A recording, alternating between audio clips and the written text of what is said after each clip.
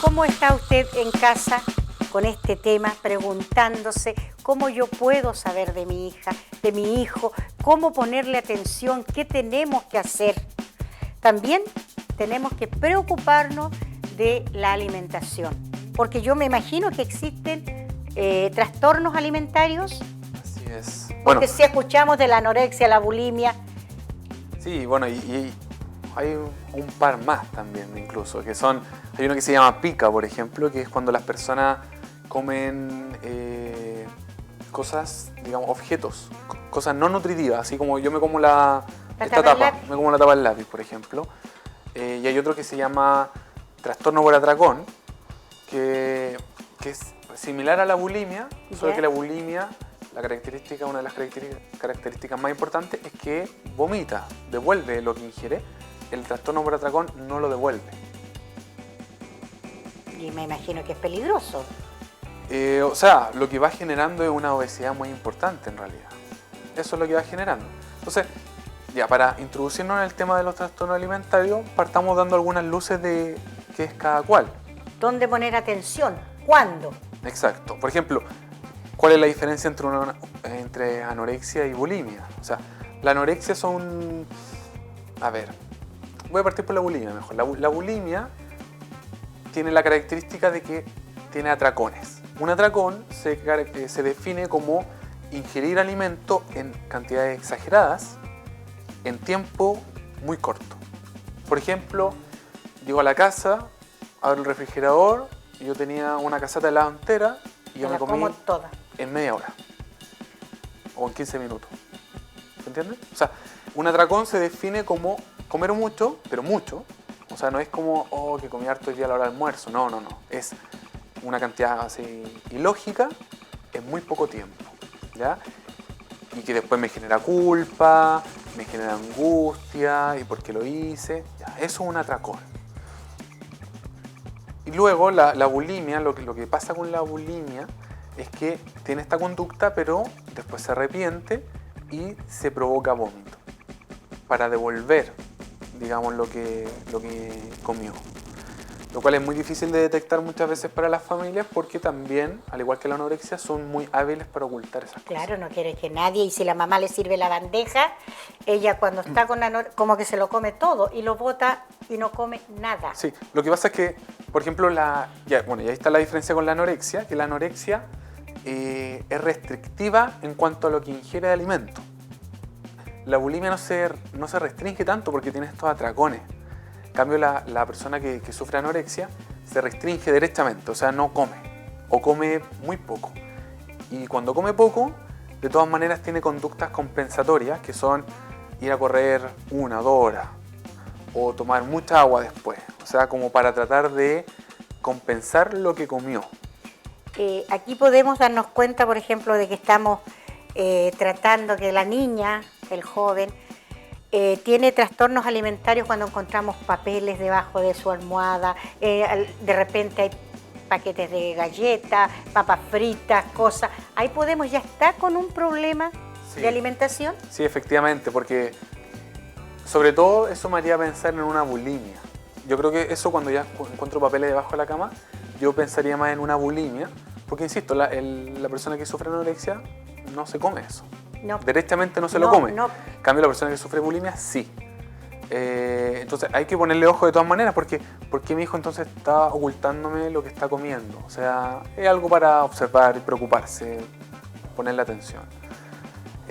Eso pues, con respecto a veces no nos preocupamos, bueno, la madre se preocupa de hacerle y el niño hace como que se las come y de alguna manera las oculta. Sí. Y después de un largo tiempo la mamá se puede dar cuenta. Entonces, a ver, ¿qué indicios me pueden dar? Bueno, muchas veces las personas que sufren anorexia usan ropa suelta, ¿ya? Para que en el fondo no se les note lo flaca que están. Y una de las características principales también de la anorexia es que hay una distorsión en la imagen. O sea, de mi autoimagen en realidad. O sea, como yo me veo, la persona que sufre anorexia se ve gorda. Exacto. Puede estar muy flaca, pero se ve gorda. O sea, de hecho, si uno hace el ejercicio de poner una silla acá y una silla acá, y tú le dices, ya, pasa entre medio de las dos, que para que tú pases justo. Generalmente tienden a abrir mucho más el espacio de lo que realmente necesitan, por esto mismo, porque su autoimagen es de una persona gorda. Y claro, la anorexia es muy autoexigente, ¿ya? También se da mucho en contextos familiares muy rígidos y muy exigentes. Entonces tiene esa necesidad por el autocontrol, autocontrolar todo. Y entre eso todo también está la comida. Te vas a comer toda la comida. ¿No? Y son expertos en dar excusas en el fondo y esquivar un poco todos los conductos. Y me imagino que en alguna, pienso yo, que los adolescentes, cuando están en época que van a terminar el colegio, quieren estar bien para su licenciatura, entonces todo eso les preocupa, las angustia mucho más. Exacto, y nuevamente, retomando el tema anterior, aparecen estos ideales, porque en el fondo son esta búsqueda de ideales los que la llevan a autoexigirse, que tienen que estar más flaca, por ejemplo, para esa fiesta, cuando en realidad eso no se pone a pensar y qué importa, o sea, no... ¿Se entiende? Pero claro, pues si en la televisión, o sea, toda la gente las modelos son todas, pero delgadísimas. Sí, sí. Ahora están colocando personas XL, que ya eso es... Sí, es un paso. Es un gran avance. Es un paso en el fondo a normalizar que hay gente que tiene más peso, otra que tiene menos peso y no por eso es más o menos sana. Si al final nosotros desde el CEFAM, desde salud, lo que buscamos es salud, es que la persona esté bien de salud, no que sea más o menos flaca. En el fondo ese no es el problema para nosotros. Pero yo creo que también los adolescentes ya, sobre todo las niñas cuando viene el verano. Claro, que son situaciones contextuales que me invitan o me exigen cierto estereotipo. Y el estereotipo es estar flaquito, y comienzan musculoso. Esos regímenes, pero muy estrictos, que no voy a tomar desayuno, que no quiero esto, que la pura ensalada, que... Y retomando el tema que nos convoca hoy día de las conductas autolesivas, ¿cómo se conecta esto con los trastornos alimentarios? O sea, derechamente son una manifestación de una conducta autolesiva. ¿Por qué hace el mismo daño que el corte, los trastornos alimentarios? Sí, a ver, yo creo que los trastornos alimentarios son incluso más peligrosos que los trastornos alimentarios son incluso más peligrosos que una conducta autolesiva, porque la conducta autolesiva es más visible. Es mucho más fácil de detectar. En cambio, los trastornos alimentarios son mucho más silenciosos, afectan toda la vida al final porque se transforma en una obsesión que abarca todo, de querer controlar y pone en riesgo vital absolutamente a la persona. O sea, una chica que tiene anorexia, por ejemplo, que pesa 40 kilos o menos, está a un paso de la muerte. Entonces, porque recordemos que la conducta autolesiva se define como un daño al cuerpo, pero que no tiene la idea de matarse. En cambio, la anorexia puede llegar a eso, la cual tampoco tiene la idea de matarse, pero puede llegar a eso mucho sin quererlo, de hecho. Y a lo mejor me imagino que traerá más secuelas, porque el niño va a estar pero totalmente, me imagino, deshidratado, va a estar desnutrido, le van a faltar vitaminas.